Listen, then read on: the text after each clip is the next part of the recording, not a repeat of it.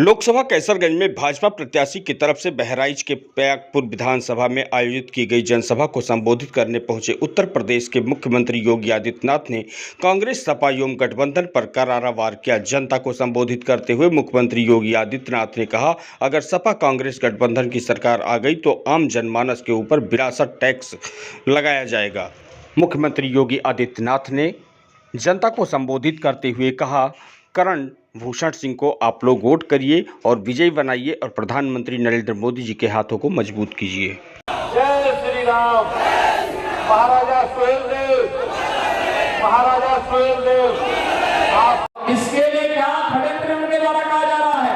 कहा जा रहा है कि हम आएंगे, जातीय जनगणना करेंगे। जातीय जनगणना क्यों कराएंगे? इसलिए कराएंगे, पहले जातीय जनगणना कराएंगे, फिर जातीय जनगणना के आधार पर हिंदुओं को आपस में लड़ाएंगे और फिर आपस में लड़ाने के बाद फिर इनके द्वारा क्या करना है, फिर ये करेंगे कि भाई देखो आप तो आपस में लड़ रहे हैं, पहले हिंदुओं तुम आपस अपनी लड़ाई फरियादो, हम पहले ये करते हैं कि तुम्हारा आरक्षण का अधिकार मुसलमानों को दे देते हैं। जैसे इन्होंने कांग्रेस की सरकार जब केंद्र में थी, UPA government, doctor Manmohan Singh ji प्रधानमंत्री थे, तब इन लोगों ने षड्यंत्र किया था। जस्टिस रंगनाथ के नेतृत्व में एक कमेटी गठित की थी।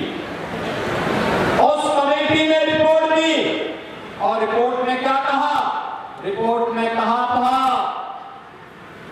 कि पिछड़ी जाति के लोगों को मिलने वाला 27% आरक्षण में से 6% आरक्षण मुसलमानों को दे देना चाहिए।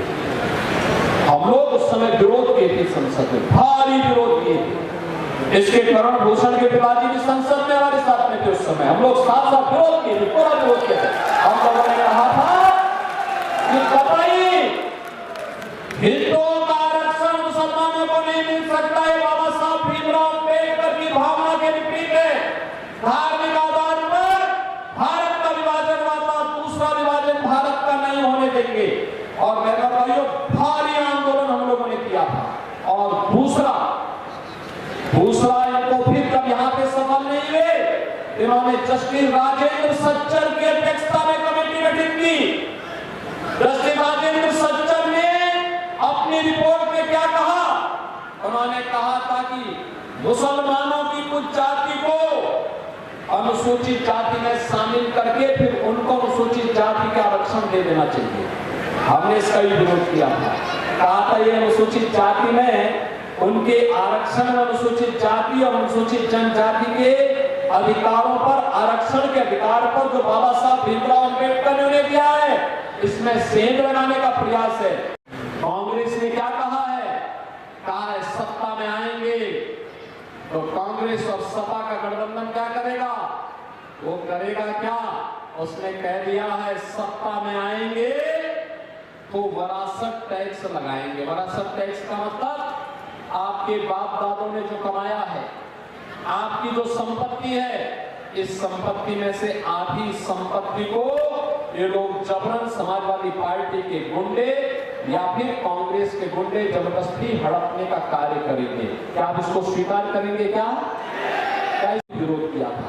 अब कांग्रेस एक तो ये करने जा रही है और दूसरा क्या करने जा रही है? दूसरा फिर जब आपस में सब लड़ भिड़ लेंगे फिर क्या करेंगे? ये विरासत टैक्स आपके लगा देंगे। विरासत टैक्स का मतलब आपकी आधी संपत्ति। आपने कांग्रेस के बुद्धिदाता सेठ पित्रोदा का बयान पढ़ा होगा। इस बयान में कह रहा है कि विरासत टैक्स लगाएंगे। और राहुल गांधी ने भी अपने मैनिफेस्टो में यही बात कही है। क्या बात कही है? उसने कहा था एक झटके में गरीबी हटा देंगे। क्या कहा? एक झटके में गरीबी हटा देंगे। उनसे पूछा किसी पत्रकार ने कैसे एक झटके में हटाएंगे? उसने कहा था कि हम विरासत टैक्स लगा देंगे। विरासत टैक्स का मतलब आपकी आधी प्रॉपर्टी ये लोग अपने कब्जे में ले लेंगे और फिर उसका बंदरबांट अपने साथ करेंगे। क्या आप इसको स्वीकार करेंगे? क्या भारत इसको स्वीकार करेगा? क्या? और बहनों भाइयों, एक खतरनाक